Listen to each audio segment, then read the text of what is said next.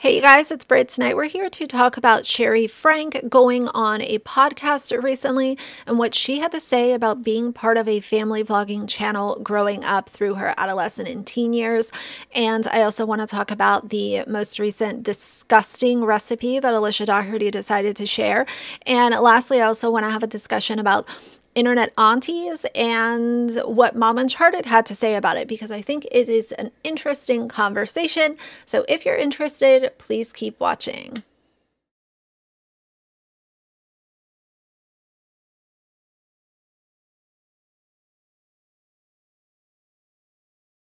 All right, you guys. So Shari was recently on a podcast called Into the Light, and her podcast title is Breaking Free from the Learned Norm.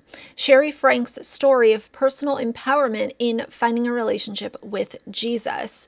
And obviously she talks about a lot of different things, but the high points that I wanted to share with you guys is what she had to say about being so heavily featured on her family vlogging channel, which was 8 Passengers, during her adolescent and teen years. So many of us have been saying for a long time now, once these kids get a little older, they're going to spill all the information. They're going to expose their parents. They're going to say what it was really like, what was going on behind the scenes. And we are currently seeing that. And I think that it's going to quadruple over the next few years, because a lot of these kids that were 12, 13, 14 are now getting to the age where they are legal adults and they're making the decision to, either share or keep it to themselves. And maybe we'll hear about it later. Maybe we won't. But all that we can do is react to it as it comes out. And that's what we're doing today.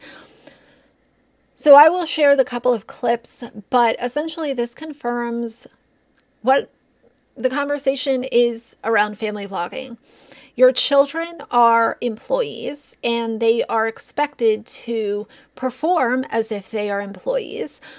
And it is weird to bring a camera with you, not only every time you leave the house, but also on family vacations. You have to film clips to put together a YouTube vlog.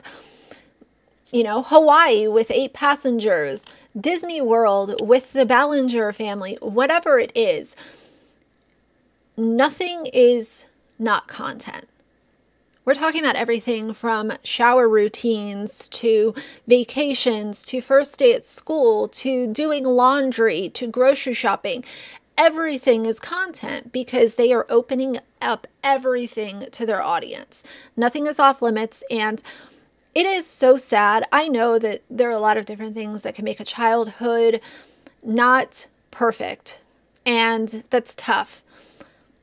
But with the family vlogging discussion, the reason that it makes me so upset is because these are deliberate actions that are being taken by parents, and it results in a bad childhood for the kids. This isn't something where it's like, oh, well, we grew up and we weren't wealthy. We didn't really have a lot of money.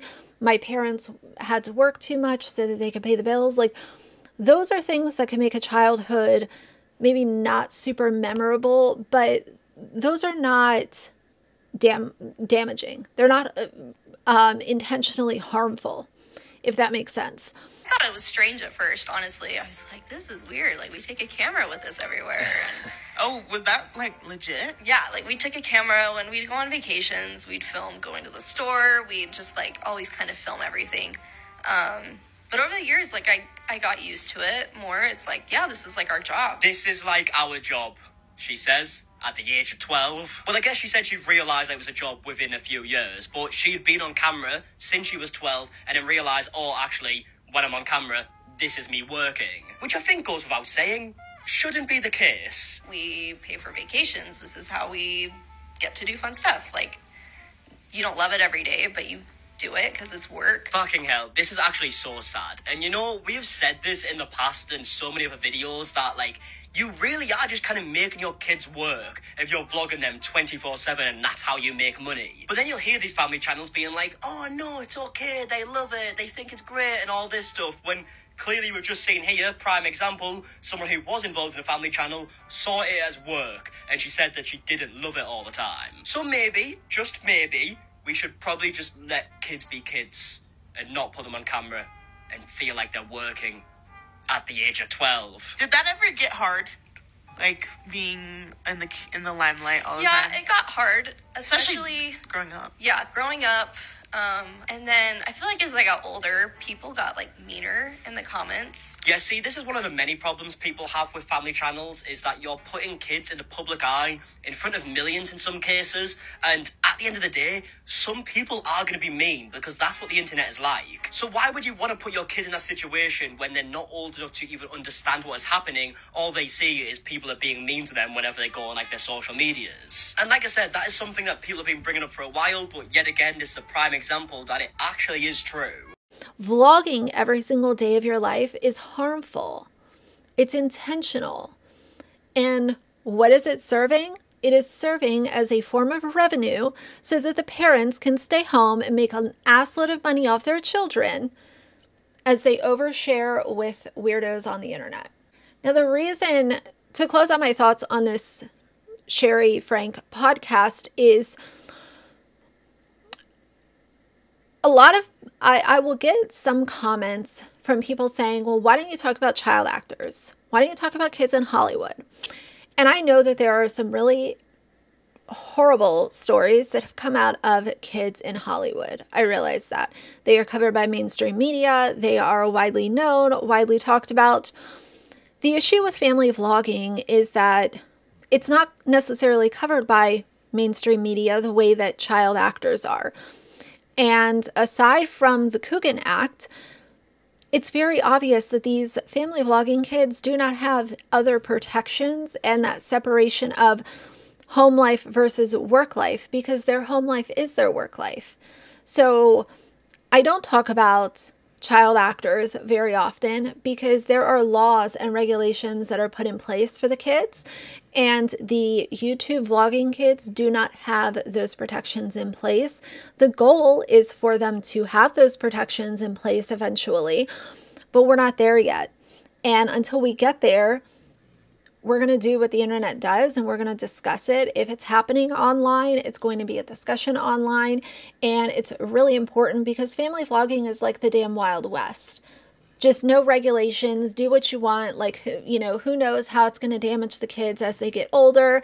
As long as mom and dad are able to stay home and make a buttload of money off of using their kids for content, let's just, you know, go on about our life. Now, my God, I was sent this video so many times over on Instagram. Alicia decided to make, remember the spaghetti table that was just atrocious and disgusting? Now we have pool nachos. And of course, I will show the video for context. It is repulsive, disgusting, nothing that I would ever want to eat. I think that it could have been done in a better way to make it a little more appetizing, and it could have still been content. But instead, she wanted to take a baby pool, dump so many chips in there, so much garbage on top of it. This is just a reminder that she doesn't care about food waste. She doesn't care about food waste. She doesn't care about, you know, families who literally cannot afford to feed their kids dinner, that probably live in a mile radius of her house. And she's just going to do it for the shock factor. And in fact, I think that she also does it for the how can we piss people off factor, so that people leave angry comments, because comments are engagement, and engagement is good for my checking account. It's absolutely repulsive. It's disgusting. And, you know, I try to not comment too much on the recipes that she makes, but when it's combined with an atrocious amount of waste, yeah, I have an opinion about that. Now, I'm not going to, you know, sit there and make fun of her for making something that might not look appetizing to me. But with this, we're talking about on a huge scale.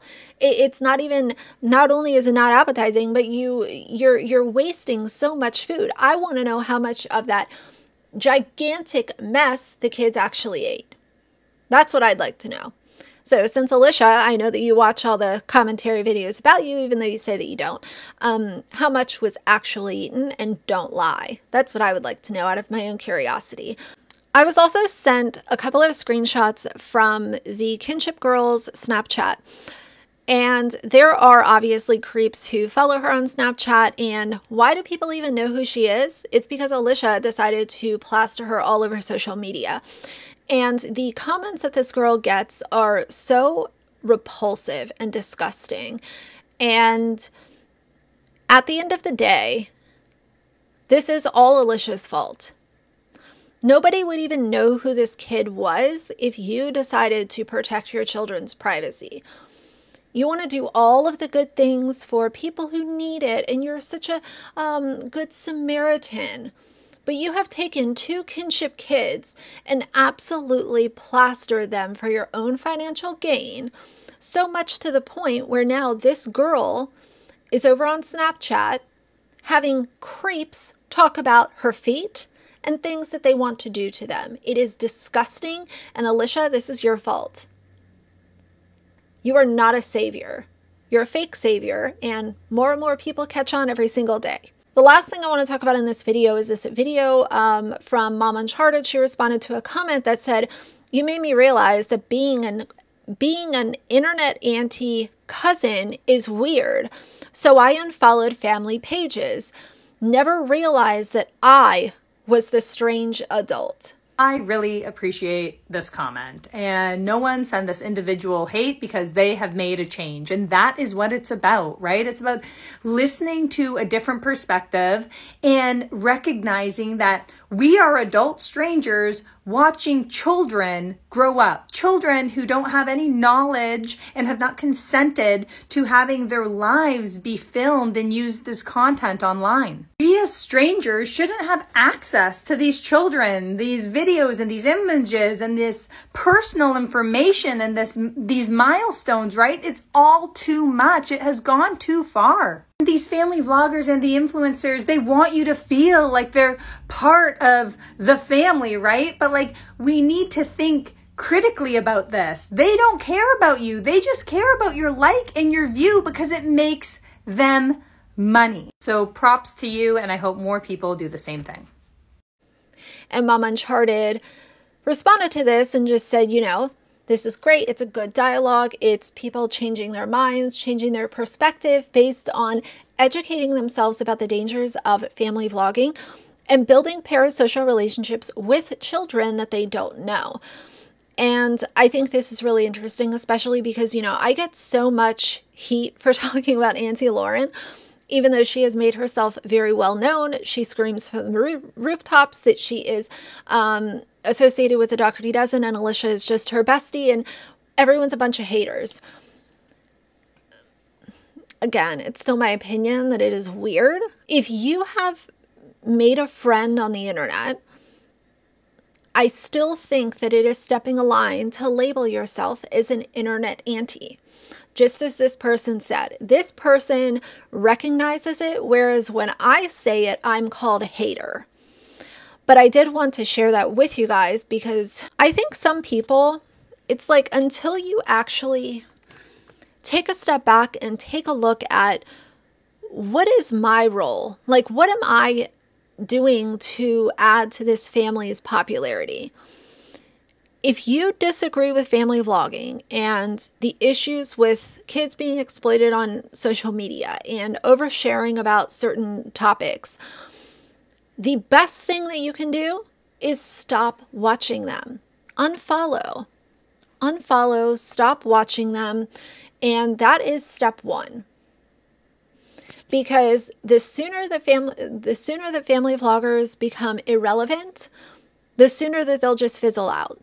And maybe people will start to protect their kids. Now, I think we're a long way away from that, but I also think that it's great that the conversation is growing and people like this individual are recognizing, that is actually really weird that I would call myself an internet auntie or a cousin to kids that I don't know, I'm not related to, I've never met them in real life, and you can be fond of the parents and you might even have an online friendship with the parents, but that does not mean that you are designated as the kid's auntie or cousin.